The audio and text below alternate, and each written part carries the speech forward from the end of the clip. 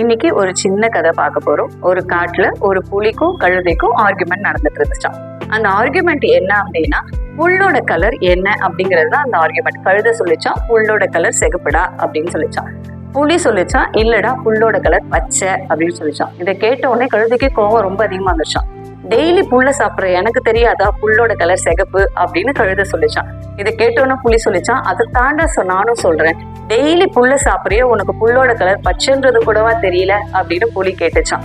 இந்த ஆர்குமெண்ட் முடியவே இல்லையா, தொடர்ந்து போயிட்டே இருந்ததா. அதனால இந்த ஆர்குமெண்ட் சிங்க மகாராஜா கிட்ட கொண்டு போலாம் அப்படின்னு சொல்லி 2 பேரும் முடிவு பண்ணி சிங்கத்துக்கிட்ட கொண்டு போனாங்களாம். சிங்கத்துக்கிட்ட போன உடனே கழுதை கேட்டுச்சான், ராஜா நீங்களே சொல்லுங்க புல்லோட கலர் சிகப்பு தானே அப்படின்னு கழுதை கேட்டுச்சான். கேட்ட உடனே சிங்கம் சொல்லிச்சான், ஆமாப்பா புல்லோட கலர் சிகப்பு தான் அப்படின்னு சொல்லிச்சான். சொன்ன உடனே கழுதை, பாத்தியா நான் சொன்னேன்ல அப்படின்னு சொல்லிட்டு சிங்கராஜா கிட்ட சொல்லிட்டான். சிங்கராஜா நீங்க கண்டிப்பா புலிக்கு தண்டனை கொடுத்தே ஆகணும், ஏன்னா அவன் புல்லோட கலர் சிகப்புன்றத ஒத்துக்கவே இல்லை அப்படின்னு கழுதை சொல்லிச்சான். உடனே சிங்கராஜாவும் புலிக்கு தண்டனை கொடுத்தாராம். என்ன தண்டனை அப்படின்னா, இன்னையில இருந்து 1 மாசத்துக்கு நீ யார்கிட்டயுமே பேசக்கூடாது அப்படிங்கிறது தான் அந்த தண்டனையாம்.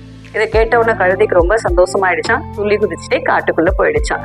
ஆனா புலியால இந்த தண்டனை ஏத்துக்கவே முடியலையா. அப்ப புலி கேட்டுச்சான், சிங்கராஜா புல்லோட கலர் பச்சை தானே அப்படின்னு கேட்டுச்சான். உடனே சிங்கராஜா ஆமா புல்லோட கலர் பச்சைதான் அப்படின்னு சொன்னாராம்.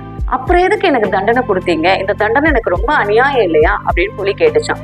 கேட்ட உடனே சிங்கராஜா சொன்னாரா, உங்க 2 பேருக்குள்ள நடந்த ஆர்குமெண்ட்ல நீ தோத்துட்ட அப்படின்னு சொல்லிட்டு நான் உனக்கு தண்டனை கொடுக்கல, எதை யார்கிட்ட விவாதிக்கணும்ன்ற அறிவு இன்னும் உனக்கு வரல, அந்த அறிவு வரதுக்காக தான் உனக்கு இந்த தண்டனை அப்படின்னு சொல்லி சிங்க மகாராஜா சொன்னாராம்.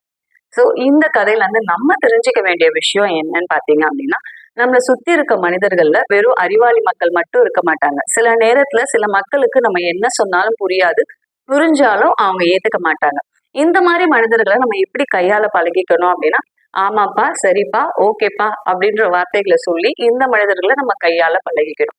ஏன் அப்படின்னா, மனிதர்கள் கிட்ட இருக்கிற குறைக்காக நம்ம மனிதர்கள் வேணான்னு முடிவு எடுத்தோம் அப்படின்னா ஒரு ஸ்டேஜ்ல நம்ம மட்டும் தனியா தான் இருப்போம். மகிழ்ச்சின்றது மனிதர்கள் கிட்ட தான் இருக்கு இல்லையா.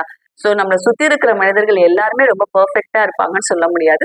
இந்த மாதிரி சில மனிதர்களும் இருப்பாங்க. அந்த மனிதர்களும் நம்ம வாழ்க்கைக்கு தேவையானவங்களா இருப்பாங்க. சோ அவங்கள ஒதுக்காம அவங்களை எப்படி கையாளணும்னு பழகிக்கலாம். சோ இன்னையில இருந்து இந்த மாதிரி மனிதர்கள் நம்ம கையாளுறதுக்கு சரிப்பா ஓகேப்பா நீ எப்பயுமே கரெக்ட் தான்ப்பா இந்த வார்த்தையை சொல்லி யூஸ் பண்ணி கையாள பழகிக்கோங்க. நன்றி, சந்திப்போம்.